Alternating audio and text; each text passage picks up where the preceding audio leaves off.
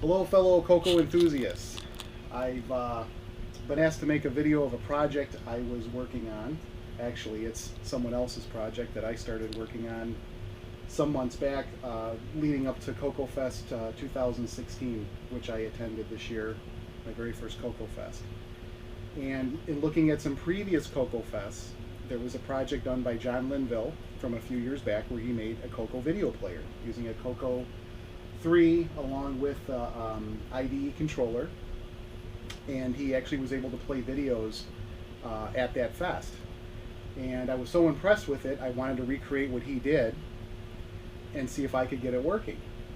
So I reached out to John some months back with an initial email, asking him a few questions.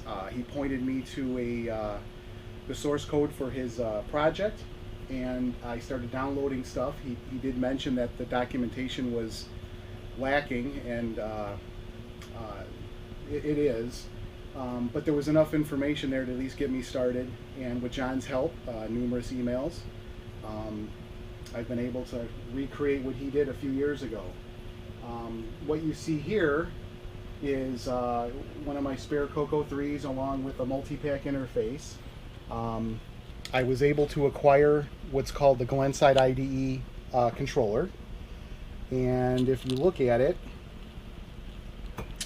I didn't have an IDE hard drive I wanted to plug into it, so I picked up a compact flash adapter for it. So it looks ugly, takes up a lot of real estate here on the workbench, and you got to be very careful when you insert this into the Multi-Pak interface, but it was able to get me going. And I just sent an email to John earlier today letting him know that I finally got it working on real hardware, and he thought it might be neat if I did a video of it to show everybody how it worked. So what I've done is place some equipment here on the workbench. Along with the Multi-Pak and the IDE controller, I'm using a Cloud9 miniFLASH cart that has HDB-DOS on it. And believe it or not, I'm also using a Raspberry Pi 3 with Drivewire on it. And Alan Huffman had posted some information on using one of these things headless. I'm using it right here headless, and it works very well. So this is going to actually provide the floppy disk image to load up John's player, and then I've encoded some videos for this demo that are on the compact flash card, which will be streamed on the Coco. So using an old TV that I had, I hook it up with composite connections. I'm going to go ahead and put power to the compact flash adapter, and then from here I'm going to just turn on the Multi-Pak and the Color Computer 3. Now the video quality is actually kind of poor with text on this screen, but that's okay for the purposes of what I'm going to show you. The text is not so important.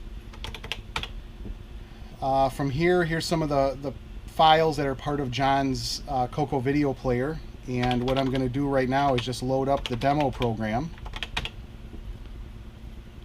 and go ahead and run it. And from here, what I'm going to do is run the setup, choose the monitor type. In this case it's composite, so I'll pick number 2, and then I'm going to choose the video mode. And what I'm going to do is stream videos that were encoded with 256 colors. This is what's very impressive. From here I go back to the main menu. Now I've only done a few videos, so what I'm going to do is go ahead and select those. And there's different categories here. I think I'm going to go under animation.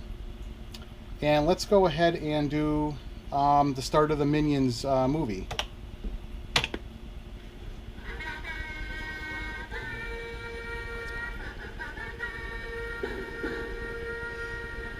This is 256 colors.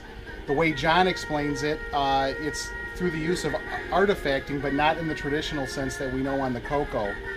This is impressive as heck. This is what I've been waiting to do these last few months. It's taken a lot of work, but it was worth the effort.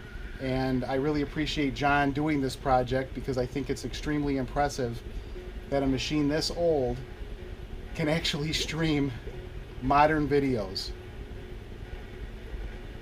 Now, the beginning credits of this, you know, it takes a little bit to get into the actual movie. What I can do is I can stop this one and I'll start some samples of a few other videos that you guys can see. Let me go ahead and stop this. Go ahead and reset it again.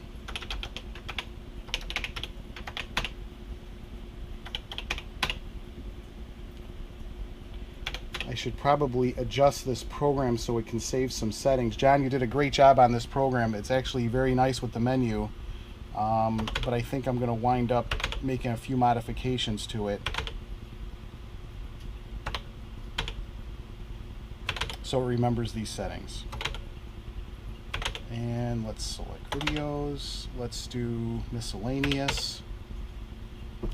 The Matrix. This is going to be the elevator scene from the Matrix. I don't know how this one's going to look yet. We're about to find out. This one's a little dark, so I wasn't sure how this one was going to turn out, but we're going to try it.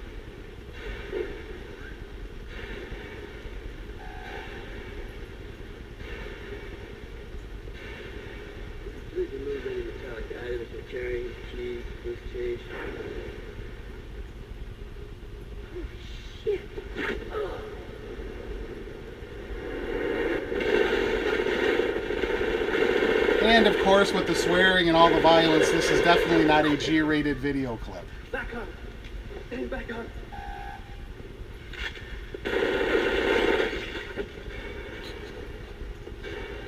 Alright everybody, and to conclude, I'm going to show a clip from one other video that I've encoded.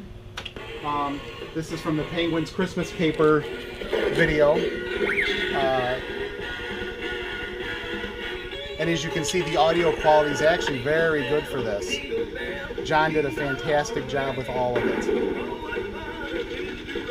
I just wanted to get some video clips out there for everybody to see, talk a little bit about the project.